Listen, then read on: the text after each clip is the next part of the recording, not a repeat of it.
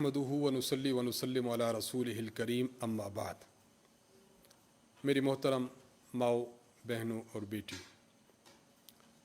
صراط مستقیم کورس کا سبق نمبر 4۔ آج کے سبق میں بھی ہم انشاءاللہ 5 باتیں پیش کریں گے۔ نمبر 1 قرآن مجید، نمبر 2 حدیث مبارک، نمبر 3 عقیدہ، نمبر 4 مسئلہ، نمبر 5 دعا۔ آئیے آج بسم اللہ کرتے ہیں۔ اللہ تبارک و تعالیٰ نے سورۃ الفاتحہ میں اپنی ذات سے مانگنے کا طریقہ ہمیں بیان فرمایا ہے۔ آدھی سورۃ الفاتحہ پر بات ہو چکی ہے، آج بقیہ سورۃ الفاتحہ ہے۔ اہدنا الصراط المستقیم صراط الذین انعمت علیہم غیر المغضوب علیہم ولا الضالین آمین۔ اللہ تعالیٰ فرماتے ہیں کہ یہ دعا مجھ سے کیا کرو، اہدنا الصراط المستقیم، ہمیں سیدھا راستہ دکھائیے، سیدھے راستے پر چلائیے، صراط الذین انعمت علیہم، ان لوگوں کے راستے پر جن پر آپ نے انعام فرمایا، غیر المغضوب علیہم، ان لوگوں کے راستے پر نہیں کہ جن پر آپ کا غضب اور غصہ نازل ہوا، ولا الضالین، اور نہ ان کے راستے پر چلائیے کہ جو گمراہ ہوئے۔ ہمارے استاذ محترم حضرت متکلم اسلام مولانا محمد الیاس گھمن صاحب دامت برکاتہم فرمایا کرتے ہیں کہ اللہ تبارک و تعالیٰ کی شریعت، دین اور اسلام، اس کی بنیادی طور پر 2 چیزیں اہم ہیں۔ نمبر 1 بعض کام ہیں جو کرنے کے ہیں، نمبر 2 بعض کام ہیں جو نہ کرنے کے ہیں۔ تو دین کے خلاصے کو ہم یوں کہہ سکتے ہیں کہ دین 2 چیزوں پر مشتمل ہے۔ نمبر 1 اوامر کہ آپ نے جو کرنے ہیں، نمبر 2 نواہی جو آپ نے نہیں کرنے۔ تو اللہ تعالیٰ کے پیغمبر صلی اللہ علیہ وسلم کا منصب بھی یہی تھا، ما آتاکم الرسول فخذوہ، کہ پیغمبر جو چیز آپ کو دیتا ہے آپ اس کو لے لیں، وما نہاکم عنہ فانتہوا، اور پیغمبر پاک جس چیز سے منع فرماتے ہیں آپ اس سے رک جائیں۔ حضور علیہ الصلاۃ والسلام، اللہ تبارک و تعالی، شریعت مطہرہ، اسلام، جو بھی تعلیمات دینیہ ہیں، اس میں ہمیں 2 باتیں بیان کی گئی ہیں کہ یہ کرنا ہے اور یہ نہیں کرنا۔ سورۃ الفاتحہ کے اس حصہ میں بھی یہی کام ہمیں بتایا گیا ہے کہ آپ نے اللہ تبارک و تعالیٰ سے سیدھے راستے کی ہدایت مانگنی ہے، لیکن ان لوگوں کی مانگنی ہے جن پر انعام ہوا ہے، یعنی یہ کرنے والا ہے۔ کن سے بچنا ہے؟ جو غضب کا شکار ہوئے، جو گمراہ ہو گئے، جو اللہ تبارک و تعالیٰ کے غصے کا شکار ہوئے، ان کے راستے سے آپ نے پناہ مانگنی ہے۔ تو گویا یہاں پر بھی 2 چیزیں ہیں کہ یہ کریے اور اس سے کو چھوڑ دیجئے، یہ کرنے والا ہے اور یہ چھوڑنے والا ہے۔ انسان دنیا میں جب اللہ تبارک و تعالیٰ سے ہدایت کی بات کرتا ہے کہ اللہ ہدایت عطا فرما، تو صرف ہدایت نہیں بلکہ ساتھ ساتھ اللہ تعالیٰ نے یہ بھی بیان فرمایا کہ ان لوگوں کی راستے کی ہدایت مانگو، یعنی ان لوگوں کے راستے پر چلنے کی ہدایت مانگو کہ جن لوگوں پر اللہ نے انعام فرمایا۔ جن لوگوں پر اللہ نے انعام فرمایا قرآن کریم میں ان کا تذکرہ موجود ہے۔ من النبیین، وہ نبی ہوں، والصدیقین، صدیق ہوں، والشہداء، شہید ہونے والے، والصالحین، اور نیکوکار لوگ ہوں۔ تو یہاں اللہ تعالیٰ نے یہ نہیں فرمایا کہ صراط القرآن والحدیث، بلکہ صراط الذین انعمت علیہم، یہ فرمایا۔ قرآن اور حدیث کو خود سمجھنا کہ جو مجھے سمجھ آئے میں عمل کروں، فرمایا ایسا نہیں۔ آپ کو چاہیے کہ من الذین انعمت علیہم، جو لوگ ہدایت یافتہ ہیں، انہوں نے جو کچھ سمجھا، ہدایت یافتہ ہیں، انہوں نے جس راہ کو ٹھیک جانا، انہی کے راستے پر انسان کو اختیار کرنا چاہیے۔ استاذ محترم فرمایا کرتے ہیں کہ اللہ تعالیٰ نے صرف کتاب نازل نہیں فرمائی، بلکہ کتاب کے ساتھ سمجھانے والی ذات جناب رسول اللہ صلی اللہ علیہ وسلم بھی ہمیں دیے ہیں۔ گویا ہدایت کے 2 سرچشمے ہیں، نمبر 1 کتاب اللہ، نمبر 2 رجال اللہ۔ کتاب اللہ لٹریچر، رجال اللہ سکھانے والے۔ صرف کتاب اگر دنیا میں بھیج دی جاتی، ہر بندہ جو سمجھتا، تو پھر اختلافات بڑھ جاتے۔ نبی ایک دیا ہے، نبی نے آ کر سمجھانی ہے، تو ہم نے ان ہستیوں سے سمجھنی ہے جو اسی سیریز اور کیٹیگریز میں آتے ہیں، صدیقین، نبیین، شہداء، صالحین، ان سے۔ آگے 2 چیزیں بیان فرمائیں کہ ان لوگوں کے راستے سے بچنا ہے۔ نمبر 1 غیر المغضوب علیہم، جن پر خدا کا غضب ہوا، نمبر 2 ولا الضالین، کہ جو گمراہ ہیں. گمراہی دو طرح سے آتی ہے. نمبر ایک، علم تھا، علم پر عمل نہیں کیا، علم سے ٹکرا گیا، سرکش بن گیا، مخالف بن گیا، یہ بھی گمراہ ہو جاتا ہے. دوسری گمراہی ہے کہ علم نہ ہوا پھر گمراہ ہو گیا. تو گمراہی دو وجہ سے آتی ہے. ایک گمراہی کہ علم تھا اور نہ آیا اور عمل نہ کیا. علماء فرماتے ہیں یہ یہود قوم تھی، اللہ تعالیٰ نے اہل علم بنایا تھا لیکن سرکش ایسی ہو گئی کہ معاذ اللہ کتاب میں تحریف کر دی. سرکش ایسی ہو گئی کہ انہوں نے رسولوں کی معاذ اللہ گستاخی کی، انہیں قتل کرنا معاذ اللہ شروع کر دیا. تو اللہ تعالیٰ ایسے علم سے ہمیں محفوظ رکھے کہ جس علم کے بعد عمل ہی نہ ہو، ہم سرکش بن جائیں، اس سے محفوظ ہوں. نمبر دو، ایسا علم، ایسے لوگ گمراہ ہوتے ہیں کہ جن کے پاس سرے سے علم ہی نہیں ہوتا، اپنی جہالت کی وجہ سے، علم کو کے قریب نہ جانے کی وجہ سے، تو یہ بھی لوگ بھی گمراہ ہوتے ہیں. علماء فرماتے یہ لوگ یہ نصارہ ہیں. ان میں اکثریت جہلاء کی ہے، اکثریت جاہل لوگوں کی ہے کہ علم کے قریب نہیں گئے. تو ہمیں ایسے علم سے پناہ مانگنی چاہیے جس کے ساتھ عمل نتھی نہ ہو، اور ہمیں جہالت سے بھی پناہ مانگنی چاہیے کہ جس میں علم بالکل نہ ہو. علماء فرماتے ہیں العلم بلا عمل زوال، علم ہو اور عمل نہ ہو یہ زوال اور گرنا ہے. والعمل بلا علم وبال، عمل ہو علم کچھ نہ ہو یہ بھی وبال ہے. والجمع بینہما کمال، علم بھی ہو اور عمل بھی ہو تو پھر ان دونوں کو لے کر جب انسان چلتا ہے تو انسان کا کمال اور برتری ہے.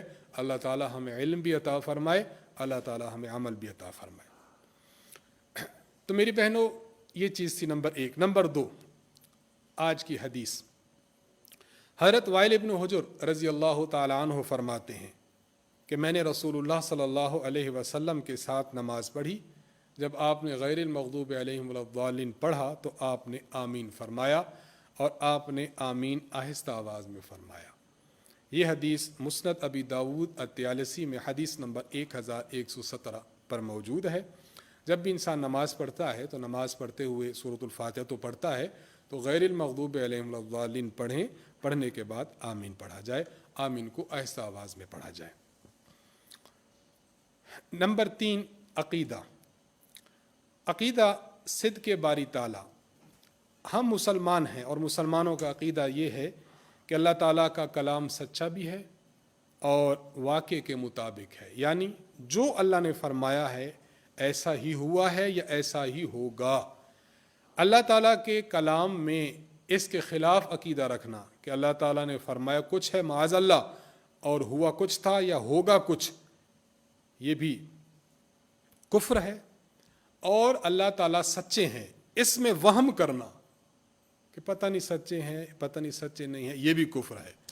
تو ہم مسلمانوں کا عقیدہ یہ ہے کہ اللہ تعالیٰ بھی سچے، اللہ تعالیٰ کا کلام بھی سچا، اور اللہ نے جو فرمایا ہے ایسا ہو کر رہنا ہے، اس کو بھی ہم نے سچا سمجھنا ہے. نمبر چار، مسئلہ. آج کے مسئلہ میں ہم پانی کے متعلق گفتگو کریں گے. پانی کی دو قسمیں ہوتی ہیں، ایک کو کہتے ہیں مطلق پانی اور ایک کو کہتے ہیں مقید پانی. اس کو میں مثال سے سمجھا دوں گا تو بہت آسانی سے آپ سمجھ جائیں گے. مثال سے یوں سمجھ لیں کہ دیکھیں، میں نے مثال کے طور پر مجھے پیاس لگی تو میں نے کہا پانی لاؤ، تو میرے گھر والوں نے فریج کھولی، پانی نکالا اور مجھے پلا دیا. اس سے وہ یہ سمجھے ہیں کہ پانی سے مراد وہ ہے جو فریج والا پانی ہے. اچھا، ہینڈ پمپ ہے وہ پانی ہے، کنواں گھر میں ہے اس کا پانی ہے، آسمان سے بارش برسی وہ والا پانی ہے. تو جب میں نے کہا پانی لائیے تو پانی سے ہر ایک کے ذہن میں یہ پانی آتا ہے.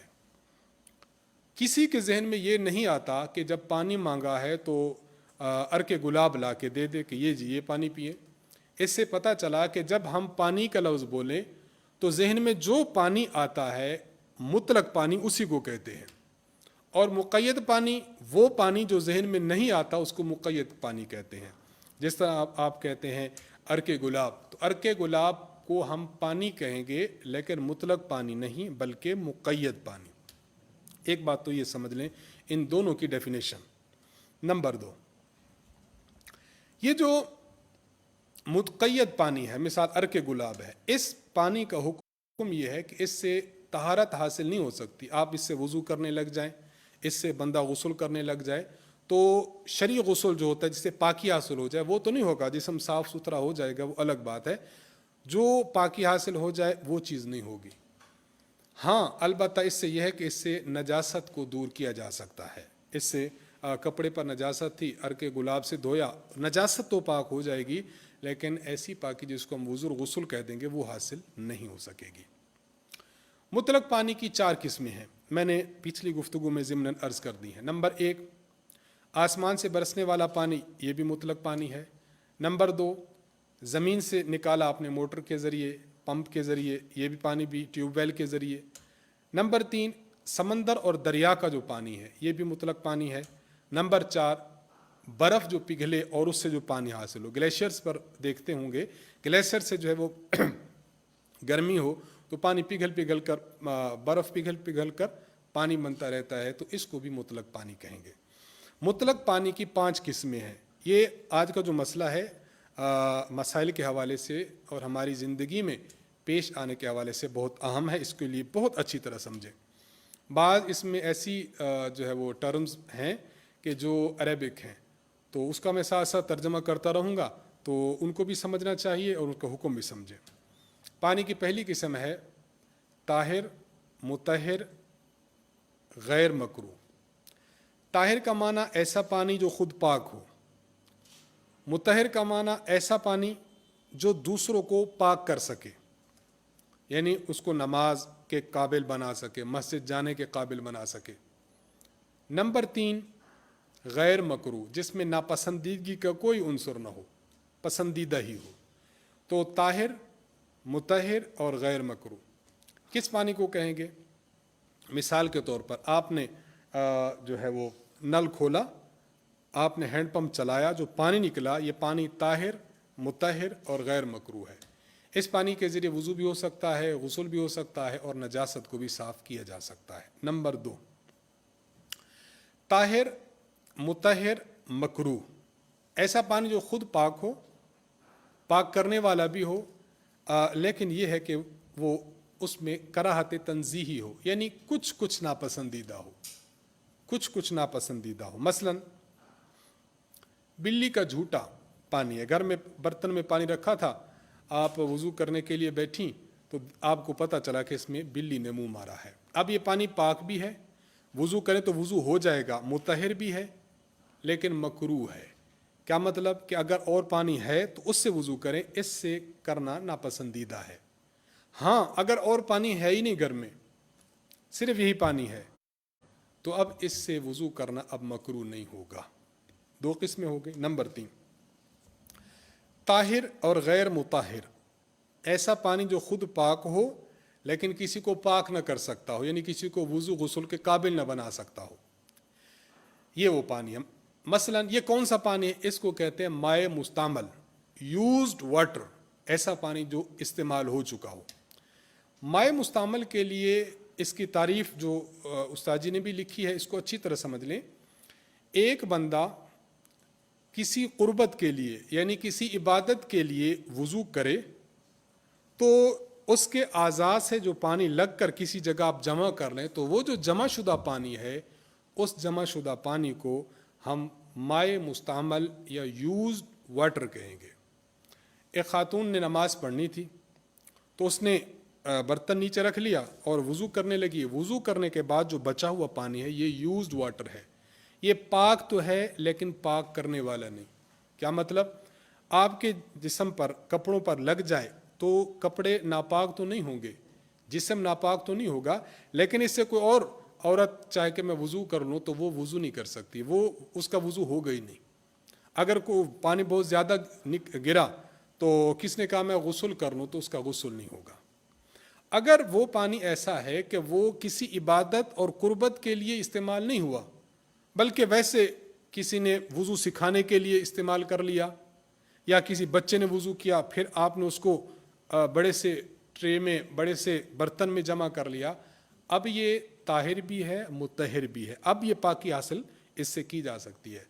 تو مائع مستعمل، یوزڈ واٹر اس وقت بنے گا جب کوئی عقل مند آدمی، بالغ آدمی وضو کرے، اور وضو کسی عبادت کے لیے کرے. آپ نے قرآن پڑھنا ہے، وضو کر رہی ہیں، تو اب یہ پانی یوزڈ ہو جائے گا. 3 قسمیں. نمبر 4 طاہر مشکوک. خود تو پاک ہے لیکن یہ کسی کو نماز قرآن کے قابل بنا سکتا ہے، مطہر ہے یا نہیں، تو یہ پانی قسم وہ ہے. مثلا گدھا اور خچر، اس کا جو جھوٹا ہے، اس کا جھوٹا پانی مشکوک ہے. خود پاک ہے لیکن پاک کرنے میں مشکوک ہے. اب کسی کے کپڑوں کو لگ جائے تو کپڑے ناپاک نہیں ہوں گے، لیکن اس سے کوئی بندہ وضو کرے. اب گھر میں آپ نے دیکھا وہ پانی بھی ہے، اس میں خچر نے یا گدھے نے منہ مار دیا، اور پانی موجود ہے تو آپ وضو اس سے کریں، اس سے وضو آپ کا ٹھیک نہیں ہے. اور اگر کوئی پانی بھی نہیں ہے تو آپ اس سے وضو بھی کر لیں، لیکن ساتھ ساتھ تیمم بھی کر لیں، کیونکہ یہ پانی مطہر ہونے میں، پاک ہونے میں یہ مکروہ ہے. تو اس طرح سے کام چلایا جا سکتا ہے. نمبر 5 نجس پانی. ایسا پانی جس میں کوئی نجاست گر گئی ہو تو وہ پانی نجس اور ناپاک ہو جاتا ہے. وہ کسی جگہ لگ جائے تو اس کو بھی ناپاک کر دے گا، اور اس سے نہ وضو ہو سکتا ہے، نہ غسل ہو سکتا ہے، نہ ہی اس سے کسی نجاست کو دھویا جا سکتا ہے. مثلا آپ نے پانی رکھا ہوا تھا کسی برتن میں، جگ میں رکھا ہے، لوٹے میں رکھا ہے، اس میں بچے نے پیشاب کر دیا، اس میں شراب انڈیل دی گئی، یا اس میں مرغی نے، بطخ نے، انہوں نے آ کر اس میں بیٹ کر دی. اب یہ پانی نجس ہو گیا. اب نہ اس سے وضو ہو سکتا ہے، نہ غسل ہو سکتا ہے، نہ اس سے آپ کے جسم پر لگ جائے تو وہ جسم پاک رہے، جسم بھی ناپاک ہو جائے گا. تو یہ پانی کی 5 قسمیں ہیں. ان کو اچھی طرح بار بار سنیں بھی صحیح، اور بار بار اس کو آپس میں دہرائیں بھی صحیح. نمبر 5 آج کی دعا. واش روم میں جانے کی دعا ہو گئی تھی. واش روم سے جب انسان نکلتا ہے، دایاں پاؤں باہر رکھے، دایاں پاؤں باہر رکھنے کے بعد یہ دعا پڑھے: غفرانک الحمد للہ الذی اذهب عنی الاذى وعافانی.